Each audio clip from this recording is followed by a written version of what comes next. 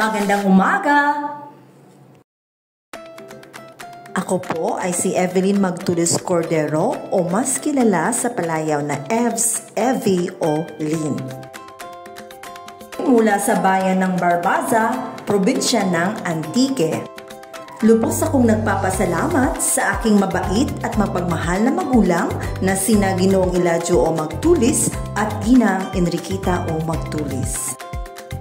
Naging haligi at pundasyon ng aking propesyon ang mga sumusunod na paaralan.